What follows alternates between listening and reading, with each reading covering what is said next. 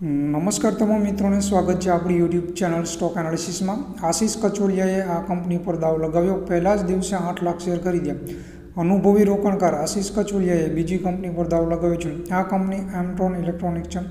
એમટ્રોન ઇલેક્ટ્રોનિક્સના share ગુરુવારે 6 જૂને બજારમાં લિસ્ટ થયા હતા। શુક્રવારે કંપનીનો શેર 5%ના ઉછાળા સાથે ₹262.70 પર પહોંચ્યો હતો। આશિષ કચોલિયાએ 6 જૂને બ્લોક ડીલ દ્વારા એમટ્રોન ઇલેક્ટ્રોનિક્સમાં 27.5% હિસ્સો ખરીદ્યો હતો।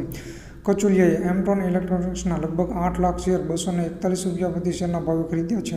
આઈપીઓમાં એમટ્રોન ઇલેક્ટ્રોનિક્સના શેરની કિંમત ₹161 હતી। કંપનીનો આઈપીઓ 30 મે 2024ના સબસ્ક્રિપ્શન માટે ખુલ્લો હતો અને તે 3 જૂન સુધી ખુલ્લો રહ્યો હતો। એમટ્રોન ઇલેક્ટ્રોનિક્સના શેર ગુરુવાર 6 જૂને ₹241 પર બજારમાં લિસ્ટ થયો હતો। કંપનીના શેર લગભગ 50%ના પ્રીમિયમ સાથે લિસ્ટ થયા હતા। લિસ્ટિંગના દિવસે એમટ્રોન ઇલેક્ટ્રોનિક્સના શેર વધીને ₹253.05 થયો હતો। એમટ્રોન ઇલેક્ટ્રોનિક્સની સ્થાપના એપ્રિલ 2011માં થઈ હતી।